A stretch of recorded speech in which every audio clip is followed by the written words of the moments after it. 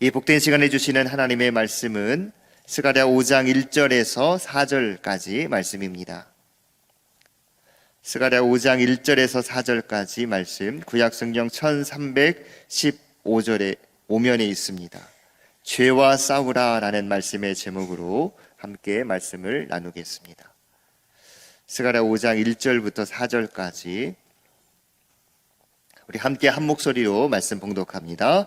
내가 다시 눈을 들어본즉 날아가는 두루마리가 있더라. 그가 내게 묻되 네가 무엇을 보느냐 하기로 내가 대답하되 날아가는 두루마리를 보나이다. 그 길이가 20규빗이요 너비가 10규빗이니이다. 그가 내게 이르되 이는 온 땅 위에 내리는 저주라.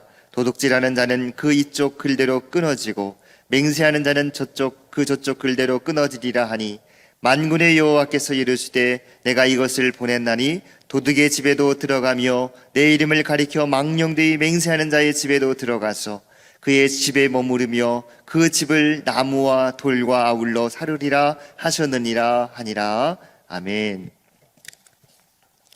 하나님께서는 스가랴의 환상들을 통하여서 1차적으로는 포로기 이후 귀환하게 되는 유다 백성들에게, 또 2차적으로는 모든 시대, 모든 그리스도인들에게 알려주는 분명한 메시지를 우리에게 전해주고 있습니다.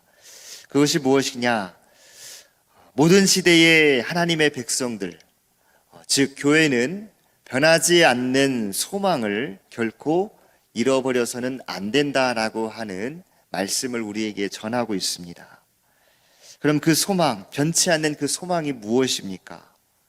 남유다 백성들에게는 성전 재건에 대한 꿈과 회복이었습니다. 또한 오늘 우리들에게는 장차 오실 주 예수 그리스도의 재림과 함께 성취되어질 새 하늘과 새 땅에 대한 소망입니다. 물론 그날에 이르기까지 교회는 부패한 세상 속에서 참 많은 어려움들에 봉착하게 될 것입니다. 이와 같은 사실이 이스라엘의 역사를 통해서 특히 성전을 재건하는 이 재건에 대한 환상을 보여주는 오늘 이 스가랴의 말씀을 통해서 전해주고 있습니다. 하나님의 크신 은혜에 부합하지 못했던 이스라엘의 실패는 죄 아래 살아가는 모든 인간의 연약함, 모든 인간의 그 무능함에 대해서 잘 드러내주고 있는 것이죠. 그럼에도 하나님께서는 그분의 구원 계획을 결코 포기하지 않으셨고 그 은혜를 우리 가운데 중단하지 않으셨습니다. 결국 약속대로 그 백성을 구원하시기 위해서 우리 주 예수 그리스도께서 메시아로 이 땅 가운데 오셨고, 예수님은 이 땅에 주신 사명을 십자가상에서 완성하시고 부활 승천하셨습니다. 뿐만 아니라 남은 주의 백성과 제자들에게 성령이 오실 것을 약속하여 주셨습니다. 이렇게 예수 그리스도를 머리 삼은 주님의 몸된 교회는 성령의 강림하심과 동시에 탄생하게 되었던 것이죠. 참 성전된 주님과 우리 주 예수 그리스도를 모퉁이 돌로 삼아 함께 지어져가는 그 교회는 주님 다시 오시는 날, 최후 승리의 날까지 이 약속의 완전한 성취를 소망하면서 성령의 기름 부음을 받아 세상의 빛으로서 혼돈 가운데 있는, 어둠 가운데 있는 이 세상 가운데 믿음을 보여주는 사명을 우리에게 주님께서 허락하신 것입니다. 이에 대한 환상이 어제 살펴본 순금붕대와 두 감람나무의 환상 속에서 우리가 보았습니다. 오늘 본문에서는 6번째 날아가는 두루마리 환상에 대한 말씀을 우리가 보게 됩니다. 이 5번째 환상을 보았던 스가랴 선지자가 다시 눈을 들어서 보니까 뭘 보게 됩니까? 날아가는 두루마리를 보게 된 것이죠. 무려 그 길이가 20규빗, 너비가 10규빗입니다. 이 규빗이라는 것이 여기 손끝에서 이 팔꿈치까지의 길이 약 45cm 정도를 의미하는 그러한 그 치수인데요. 그러니까 생각해 보면 그 길이가 약 9m 정도, 그리고 그 너비가 약 4.5m 정도 되는 큰 두루마리가 날아가고 있는 그러한 광경을 스가랴가 환상 가운데 보게 된 것이죠. 아마도 스가랴는 이 환상 속에서 큰 중압감을 느꼈을 것입니다. 그런데 이러한 중압감은 단순히 어떠한 큰 물체를 봤기 때문에 갖게 되는 중압감이라기보다는 그 두루마리라고 하는 그 권위에 대한 중압감이 훨씬 더 컸을 것입니다. 무슨 말이냐면 성경에 보면 창조주 하나님의 권위와 그 능력을 나타내는 중요한 방편이 뭐냐? 바로 하나님의 말씀입니다. 실제로 하나님께서는 그의 말씀을 통해서 온 세상 만물을 창조하여 주셨습니다. 하나님은 자신을 말씀을 통해서 계시하시고 드러내셔서 그 위대하고 놀라운 권위와 능력을 또한 말씀을 통하여 행사하시고 증언하셨습니다. 이러한 의미에서 성경은 하나님의 말씀은 곧 하나님 자신이고 하나님의 능력이다라고 증언합니다. 그런즉 하나님의 말씀을 기록한 이 두루마리가 날아다니고 있다는 것은 무엇을 의미하겠습니까? 공의로우신 우리 하나님께서 그 말씀의 기준대로, 그 말씀의 잣대대로 온 땅을, 온 세상을 감찰하신다라는 것을 알려주는 환상이라는 것이죠. 그런데 그 권위 있는 수많은 말씀 중에서 날고 있던 그 두루마리에 기록된 말씀이 어떠한 내용을 갖고 있습니까? 천사가 그 내용에 대해서 알려주는데 이는 온 땅 위에 내리는 저주라. 이는 온 땅 위에 내리는 저주라. 영어 성경에 보면 이렇게 표현하고 있습니다. This is the curse.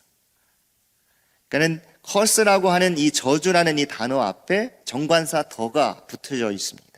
그럼 여기서 말하는 저주는 누구나 다 인지하고 알고 있는 저주라고 하는 것이죠. 바로 그 저주다. 그래서 아마도 선지자 스가랴뿐만이 아니라 이 저주는 이스라엘 모든 백성들이 익히 다 알고 있는 신명기 28장에서 축복과 저주의 말씀에 대해서 모세가 이야기하고 있는데 아마도 그러한 이 저주의 말씀일 것입니다. 천사는 바로 그 저주를 받는 두 가지 죄악에 대해서 직접 거론하여 알려주고 있습니다. 도둑질하는 자는 이쪽 글대로 끊어지고 망령되이 행사하는 자는 저쪽 글대로 끊어지리라. 이는 단지 이 두 가지 계명에 저촉된 자들만 심판하시겠다는 말씀이냐? 그것은 아닙니다. 율법의 모든 요구는 절대로 하나하나가 분리되어서 그 율법을 이야기하지 아니하고 모든 율법이 서로가 다 연결되어져 있습니다. 그래서 이에 대해서 야고보 사도가 율법에 대한 말씀을 지키고 못 지키고 하는 것에 대해서 뭐라고 말씀하냐면 야고보서 2장 10절에 누구든지 온 율법을 지키다가 그 하나를 범하면 모두 범한 자가 되나니 라고 말씀합니다. 그런즉 본문은 단순히 어떠한 특정한 범죄에 대한 그 저주를 말하는 것이 아니라 십계명으로 요약될 수 있는 모든 율법에 대한 그 불순종은 반드시 공의로우신 하나님 앞에 심판받게 된다는 사실을 이 환상을 통해서 보여주고 있는 것이죠. 그럼 구체적으로 어떠한 심판이 우리 가운데 임한다라고 말씀하고 있습니까? 4절 말씀을 함께 보시면 만군의 여호와께서 이르시되 내가 이것을 보냈나니 도둑의 집에도 들어가며 내 이름을 가리켜 망령되이 맹세하는 자의 집에도 들어가서 그의 집에 머무르며 그 집을 나무와 돌과 아울러 사르리라 하셨느니라. 여러분, 이 말씀의 핵심이 무엇이겠습니까? 공의로우신 하나님께서 궁극적으로 이 땅의 모든 죄악을 멸하시겠다라는 말씀입니다. 하나님의 심판은 단순히 악인 몇 사람을 향하여서 징벌하는 것으로 결코 끝나지 않습니다. 본문 4절에 뭐라고 말씀합니까? 하나님께서 보내신 그 저주의 말씀이 도둑의 집에도 들어가고 망령되이 맹세하는 자의 집에도 들어가서 그의 집은 어떻게 된다고 말씀합니까? 그의 집에 머무른다라고 표현하고 있습니다. 머무른다. 그의 집에, 이 구절의 더 정확한 의미는 뭐냐면 그의 집 깊은 곳까지, 그의 집 깊은 그 속 안까지 라는 뜻입니다. 그리고 머무른다는 뜻은 뭐예요? 완전히 그 안에서 그 깊은 곳에서 머물러 살겠다. 그러니까 이 표현들이 의미하는 바가 뭐냐면 하나님의 저주가 그 악한 자들의 그 모든 행위들을 파헤쳐서 반드시 끝까지 그 징벌이 시행되게 하신다라고 하는 엄중한 하나님의 경고의 말씀인 것이죠. 그러니까 이 표현들이 의미하는 바는 하나님의 저주가 악한 자들의 그 모든 행위를 다 파헤쳐서 반드시 끝까지 징벌이 시행될 것이다 라고 하는 말씀입니다. 그래서 결론적으로 그 집이 어떻게 됩니까? 나무와 돌과 아울러 사으리라. 나무와 돌이 뭐예요? 그 집을 짓는 재료입니다. 그 집을 짓는 그 재료라 할 수 있는 나무와 돌까지 완전히 불살라버려서 완전히 진멸하시겠다라고 하는 것이 하나님의 엄중한 율법을 지키지 아니하는, 말씀을 순종하지 않은 자들에 대한 공의로우신 하나님의 판단이고 심판이라고 하는 것이죠. 하나님은 이처럼 죄를 싫어하시는 분이십니다. 싫어하는 것을 넘어서 그 죄를 경멸하시는 분, 그분이 우리 하나님이십니다. 그러하기에 거룩하고 공의로우신 하나님께서 죄와 사망의 권세를 철저히 멸하시겠다 말씀하는 것입니다. 그렇다면 오늘 환상 앞에 우리가 가져야 할 삶의 태도, 믿음의 태도, 신앙의 태도가 무엇이겠습니까? 첫째는 우리가 주님의 백성이 되었다면 거룩한 백성, 구별된 자로서 죄와 사망에서 건지심을 받은 그 성도라는 사실을 우리가 기억한다면 이제부터 우리 모든 삶 가운데 죄에 대한 경각심을 결코 늦춰서는 안 될 것입니다. 여러분, 죄에 대한 하나님의 심판은 전혀 새로운 것이 아닙니다. 새로운 가르침도 아닙니다. 성경은 분명히 믿음으로 말미암는 이 구원의 기쁜 소식과 함께 죄에 대한 하나님의 심판에 대한 경고를 성경 전체를 통해서 우리에게 말씀해 주고 있습니다. 그러므로 스가랴의 환상을 통해 이 말씀이 역시 오늘날 우리에게도 동일하게 지상의 모든 교회에 주어진다는 사실을 우리가 명심하고 더욱더 죄에 대한 경각심을 가지고 거룩하신 하나님 앞에 내 자신을 세워나가는 저와 여러분이 될 수 있기를 소망합니다. 사랑하는 성도 여러분, 온 땅의 죄악을 감찰하신 하나님께서는 택하신 주의 백성의 죄악을 먼저 살피실 것입니다. 이에 대해 베드로 사도가 뭐라고 말씀하냐면 베드로전서 4장 17절에 하나님의 집에서 심판을 시작할 때가 되었나니, 하나님의 집에서 심판을 시작할 때가 되었나니, 만일 우리에게 먼저 하면 하나님의 복음을 순종하지 아니하는 자들의 그 마지막은 어떠하며, 또 의인이 겨우 구원을 받으면 경건하지 아니한 자와 죄인은 어디에 서리요. 그런지 성도 여러분, 두렵고 떨리는 마음으로 죄는 그 모양이라도 버릴 수 있기를 바랍니다. 죄와 싸우되 여러분 피 흘리기까지 정말 우리가 힘을 다해 싸울 수 있는 저와 여러분이 될 수 있기를 소망합니다. 더 나아가서 두 번째로 거룩하고 의로운 삶, 그 안에 머물기를 힘쓰시기를 바랍니다. 죄를 미워하고 죄악된 삶을 버리는 것이 우리의 신앙의 전부가 아닙니다. 죄를 버리는 삶과 동시에 우리에게 이루어져야 되는 것이 무엇입니까? 거룩하신 하나님을 본받는 삶, 구별된 삶을 향하여 나아가는 것입니다. 이를 위해 언제나 하나님께서 우리를 향하여 감찰하고 계신다는 사실을 우리가 꼭 기억해야 되는 것입니다. 날아가는 두루마리 환상과 같이 하나님께서는 온 땅을 두루 감찰하시면서 우리의 행실을 살펴보고 계신다는 것이죠. 여호와의 눈은 우리를 살피시고 여러분 한 분 한 분을 주목하고 계십니다. 물론 우리를 감시하시며 우리를 힘들게 하시는 그러한 눈동자는 분명 아닐 것입니다. 주님의 눈동자는 우리를 지키시고 우리를 보호하시며 우리를 죄악의 길에서 벗어나도록 이끄시는 사랑의 눈빛일 것입니다. 그러므로 이제 우리가 하나님이 무서워서 말씀을 지키는 자가 아니라 하나님의 그 놀라운 사랑에 빚진 자로서 그 사랑 앞에 감사하는 마음을 가지고 모든 것을 주 하나님의 말씀에 비추어서 판단할 수 있는 주의 은혜가 있기를 바랍니다. 그런즉 우리가 무슨 말을 하리요? 은혜를 더하게 하려고 죄에 거하겠느냐? 그럴 수 없느니라. 죄에 대하여 죽은 우리가 어찌 그 가운데 살리요. 이처럼 고백했던 사도 바울의 고백처럼 이제는 내 생활의 일부, 단순히 예배드리는 이 시간, 기도하는 이 시간, 봉사하는 이 시간만이 아닌 우리의 삶의 전 영역에서, 전 인격에서, 모든 삶에서 거룩한 열매들을 맺어갈 수 있기를 소망합니다.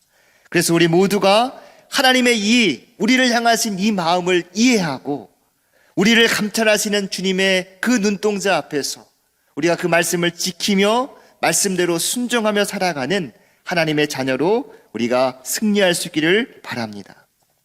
사랑하는 성도 여러분, 날아가는 두루마리 환상을 통해 거룩하고 공의로우신 하나님의 심판이 오늘 우리에게 무엇을 강조하고 지금 무엇을 요청하고 있는지 반드시 명심할 수 있기를 바랍니다. 우리 하나님께서는 거룩하신 하나님이시기 때문에 죄와 함께 할 수 없을 뿐만이 아니라 그 죄를 미워하시고 경멸하십니다. 그러므로 그 죄 앞으로 다시 돌아가지 않기를 바랍니다. 하나님의 사랑받는 자녀로 살아갈 때 그 풍성한 은혜 안에서 우리가 주의 말씀을 지키며 하나님 아버지의 마음을 이해하고 죄와 싸우되 피 흘리기까지 치열하게 싸우며 승리할 수 있는 저와 여러분이 될 수 있기를 주의 이름으로 축원드립니다. 기도하겠습니다. 사랑의 주님, 감사합니다.